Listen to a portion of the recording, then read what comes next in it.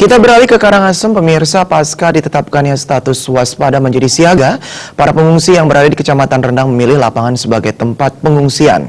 Namun para pengungsi belum mendapatkan bantuan makanan dari pemerintah dan untuk memenuhi kebutuhan sehari-hari dilakukan secara swadaya.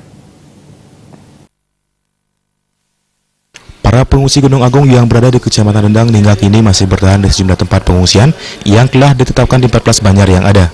Lapangan di Sadat Rendang yang berada di Banjar Rendang Cloud dan Balai Dinas Pertanian Tanaman Pangan dan Hortikultural UPTD Kecamatan Rendang menjadi salah satu tempat penampungan pengungsi. Namun para pengungsi hingga kini masih minim mendapatkan bantuan makanan. Kepala Desa Rendang Wayan Mujati mengatakan, tidak terkumpulnya para pengungsi menyulitkan dalam pendistribusian makanan yang berasal dari pemerintah maupun sumbangan. Karena saat ini para pengungsi ada yang tinggal di tempat kerabat terdekat mereka, sehingga dalam pendistribusian sulit dilakukan.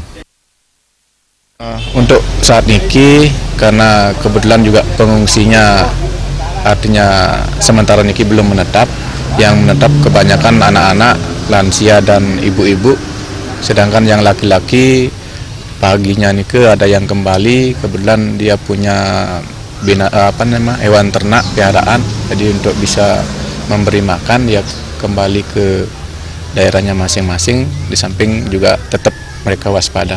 Jadi untuk pendistribusian mungkin logistik sembakonya punika sampai saat ini kebetulan belum dapat.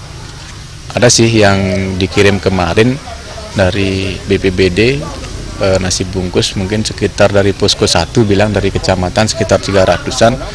Tapi karena itu tidak mencukupi, itu ada di Wandilan Pertanian yang tinggal di sana sekitar 700 jiwa, jadi yang mohonkan biar di sana saja dulu. Kalau dibawa ke sini soalnya pengungsinya banyak, nanti kasihan banyak yang tidak dapat. Jadi mereka saat ini swadaya sendiri untuk makanan logistiknya.